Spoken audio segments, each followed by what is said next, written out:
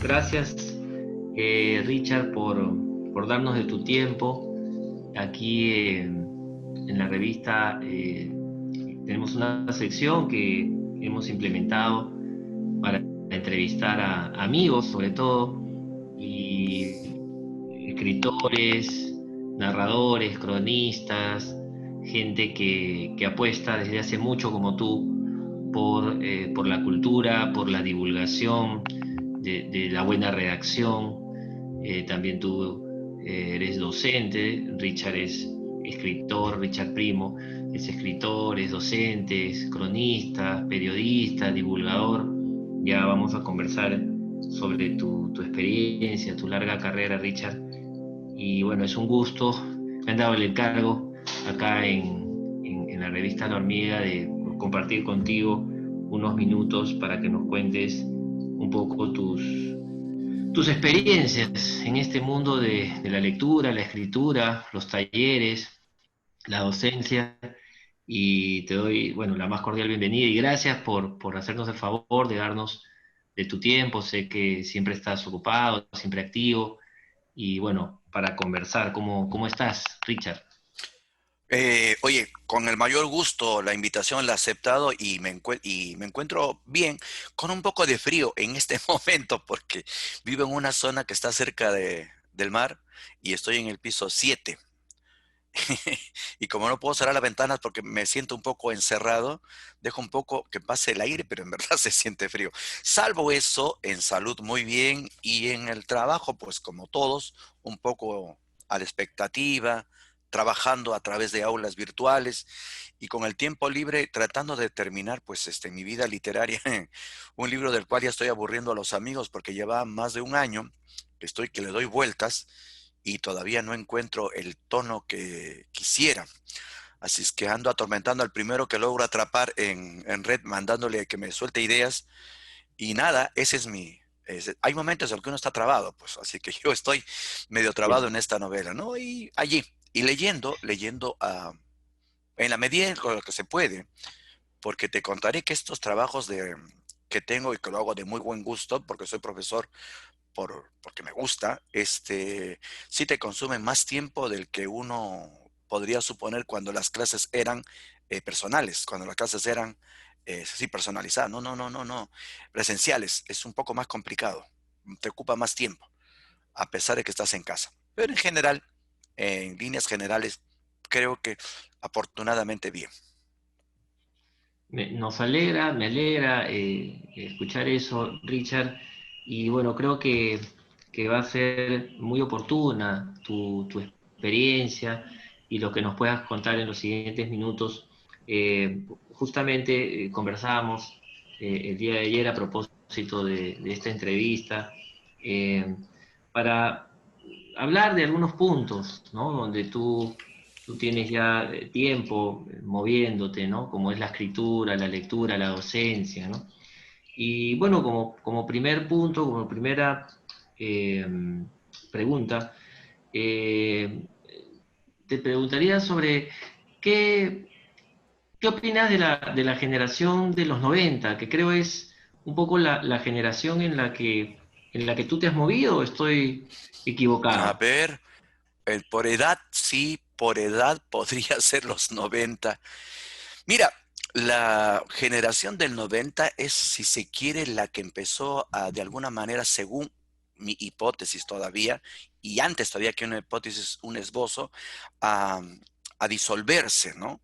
Porque te cuento un antecedente, eso de las generaciones, de los movimientos, pues tiene su antecedente, ¿no?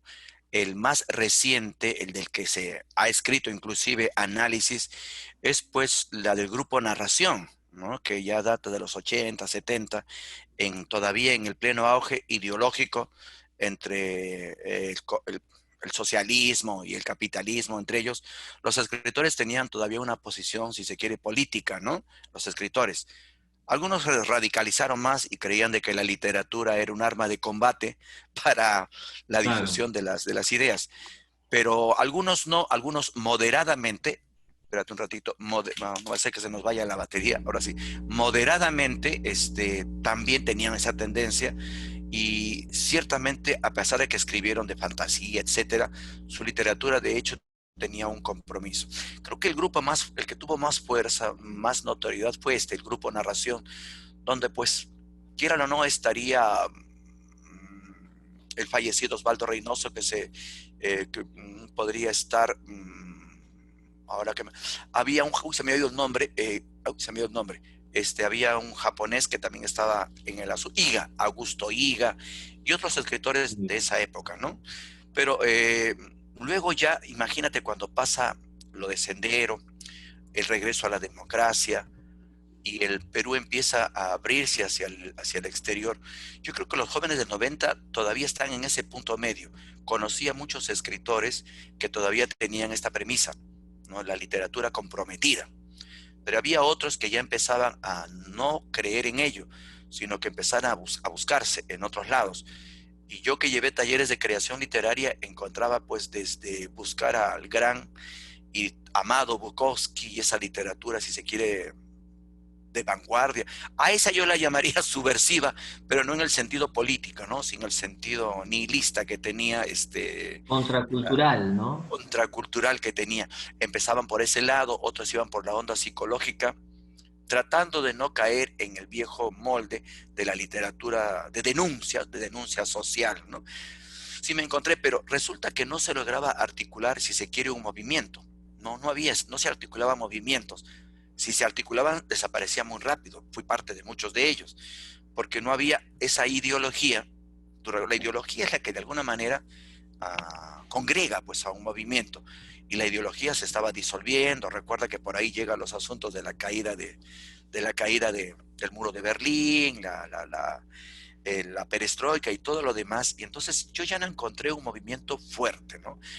Eh, y más bien te pongo como antecedente que el último momento en el que todavía sentí que había un golpe, un encontrón interesante, ¿eh?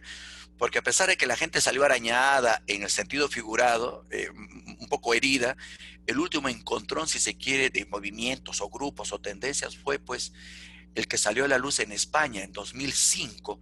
Hubo un encuentro de escritores en España, de escritores peruanos en España, y todo iba bien. Yo estuve allí, todo iba bien, y cada uno se disparaba por su cuenta.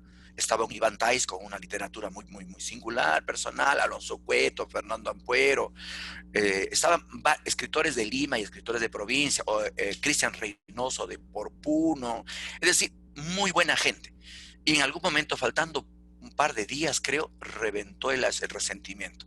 Y alguien dijo de que ahí había muchos blanquitos, hablando de literatura limeña, y que los escritores provincianos no tenían cabida. Y de pronto la discusión se tornó en los escritores limeños de la élite y los escritores regionalistas. Entonces, los escritores andinos y los escritores limeños. Fue, si quieres que te diga, la última vez que desde Lima he escuchado una especie de movimiento o tendencia articulada, cierto resentimiento, cierta vanidad, pero de allí te digo que no he vuelto a encontrar movimientos, sino una gran variedad de posibilidades narrativas que van desde la autoficción, la literatura de ficción, la literatura política, la literatura, no sé, pues como dices, todavía intentando ser contracultural, imitando a algunos ídolos de ese tiempo, pero yo no he encontrado termino la idea, una literatura que parta de un movimiento al cual tal o fulano o mengano que quisiera pertenecer, ¿no? Se ha desgregado, como casi todo. Eso te iba a decir, ¿no? Que quizás también en el arte también de nuestro tiempo es un poco el reflejo de, de cierto debilitamiento en algunas posturas, la pérdida de repente de la fe en la política, el hartazgo eh, político. Yo creo, siento de que de repente la escritura, si bien en todos los tiempos tuvo estilos y tuvo diferentes artistas, en Latinoamérica, en el Perú, va a haber un cambio también, ¿no? Como ha habido un cambio en el cine, ¿no? por ejemplo, el cine, tú ves el cine peruano de los 70, 80, 90, Robles Godoy, Lombardi, ¿no? Claro, Y Marujo ves del el cine, infierno, por mencionar algunos. Maruja en el infierno, claro, y ves el cine, de repente ya ahora también que es un cine mucho más comercial, mucho más hasta banal, y esa era un poco la pregunta, cómo estas generaciones de escritores que inclusive, ¿no? Hasta quizás escribían por una fuerte necesidad o por hacerse un espacio en el mundo de la escritura, ahora se ha convertido también en toda una parafernalia que involucra librerías, editoriales, concursos, premios, prestigios, ¿no? Y producción también, ¿no? Alguna vez escuché a Deneri decir que Vargas Llosa tenía que sacar todos los años un libro, ¿no? Porque si no, bueno, nos vamos a preguntar qué pasa con el Nobel, ¿no?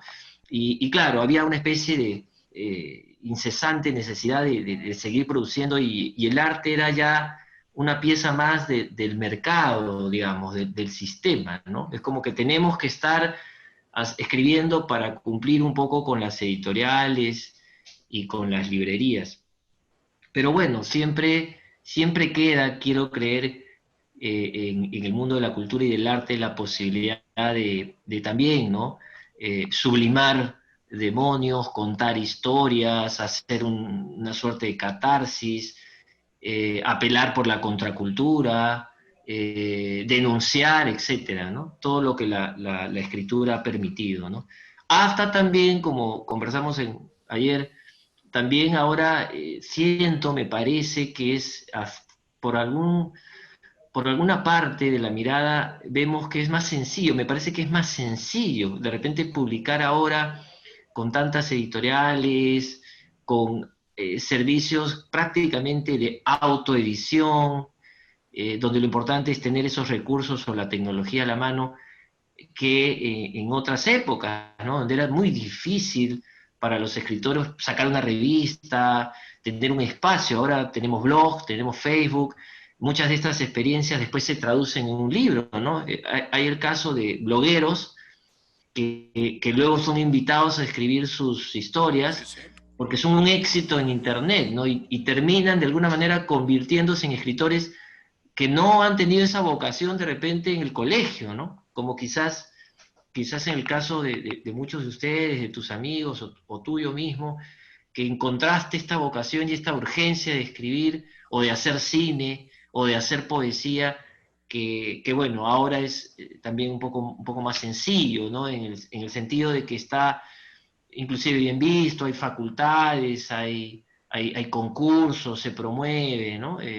Se apela un poco más al arte, ¿no? Aunque también vamos a encontrar que hay pseudoarte y hay un arte, pues, posmoderno también, ¿no? Sí. A ver, primero, a ver si no me desordeno, porque hay como cuatro cosas y más que puntos que has anotado que son muy, muy interesantes.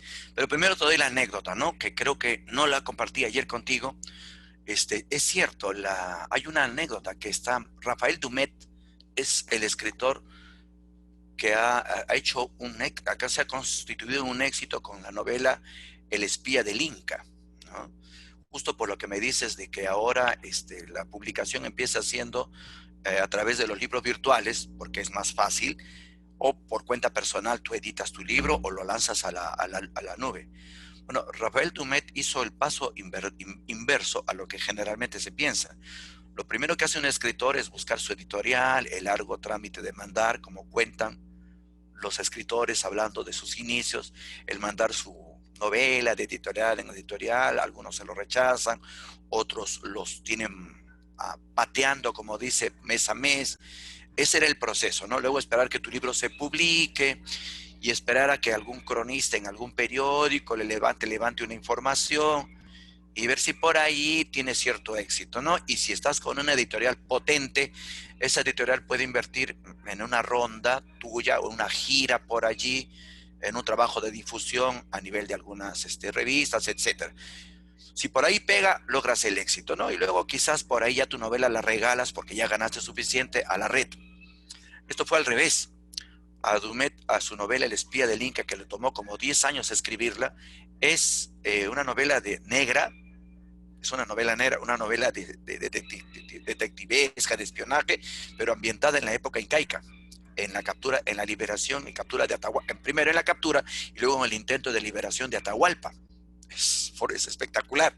Usa el modelo de la novela negra para hablar de la época de Atahualpa y su prisión, pero no le dieron importancia, ninguna editorial se la jugó porque era un tremendo libro, muchas hojas, 900 páginas, creo 700, creo que al final una gran cantidad, y aparte era un tema poco atractivo, así que las editoriales lo rechazaron. Él empezó al revés, lo publicó a través de Amazon, donde recibes muy poco, recibes una comisión por la venta de tus libros, pero claro, inviertes poco, inviertes menos, ¿no? Si te aprueban. Y él empezó por ahí ya casi molesto porque no había tenido pues, la pegada que hubiese querido a una novela que le exigió 10 años de trabajo. Y fíjate, fue en estos libros virtuales donde empezó a tener éxito. Por publicidad, esa parte la he leído, pero tendríamos que investigar más. Por alguna razón se difundió su novela vía virtual, porque en Perú no hay mucho lector virtual. La novela se volvió un éxito. Tanto que después que se hizo un éxito en América, fue que las editoriales empezaron a llamarlo para pedirle publicar su libro en físico. Y en físico, estuve leyendo el otro día, sigue agotando ediciones, El espía del Inca. Eso es un poco para dar un ejemplo de cómo es que ahora las cosas se han invertido. Ahora, yo pensaba, pero claro, tiene razón.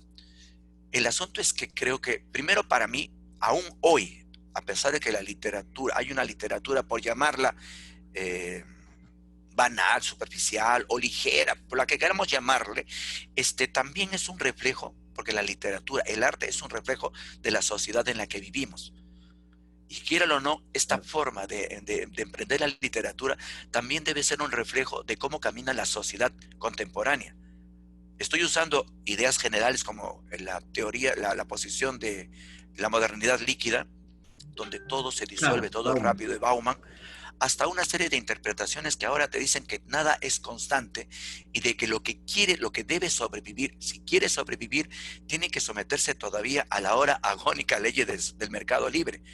Entonces, si yo quiero ser escritor, si yo quiero ser pintor, como que quisiera hacer lo otro, necesito vivir de ello. Y bueno, esta sociedad de mercado te dice, ¿quieres? Pues acepta las condiciones. Y las condiciones son estas, ¿no? Tengo que someterme a la publicidad, tengo que pensar más o menos qué escribir para luego intentar conciliar entre lo que yo escribo. Estoy hablando de los que intentan por lo menos ser leales con su convicción, ¿no? Entre lo que yo escribo y entre lo que más o menos abunda o se necesita en el mercado. Tengo que buscar ese punto medio. Entonces, no sé, pero eso es lo que está pasando en casi todas las áreas. Escucho a todos los profesionales ya no pensar en la causa de su profesión, siendo humanistas inclusive, ¿eh? Sino en cómo hago para sobrevivir dentro de estas leyes. Es más, cómo hago para estar en constante cambio, en constante evolución.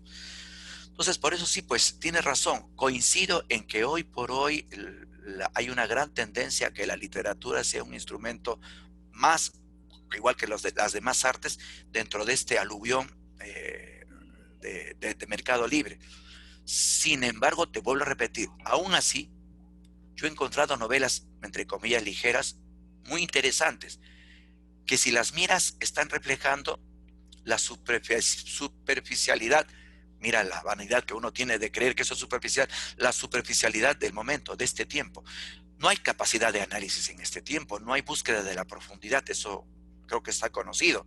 La información que llega por la red es una información ligera, corta, no hay tiempo para profundizar. Y si yo quiero enfrentar una obra, tampoco tengo tiempo para profundizar en los niveles que pretende la obra. Quiero algo rápido, ligero, digerible, en un mundo rápido. Y la literatura de ese tipo está respondiendo a ello. Y pocos son los que todavía se mantienen, si se quiere, se mantienen diciendo, no me va, a mí no me va, yo escribo lo que me viene al cuajo y escribo como me salga, buscando, experimentando, haciendo, como dicen, trabajo de investigación, de laboratorio. Aunque ese experimento no me lleve y no lleve a ningún lado porque es una experiencia, me quedo. Yo creo que hay todavía, ¿eh? Yo creo que hay, pero en general es una forma de entender la literatura, para volver a repetir la idea. Creo que en el arte contemporáneo, este arte aparentemente superficial, como te digo, también es un reflejo de la sociedad en general, ¿no?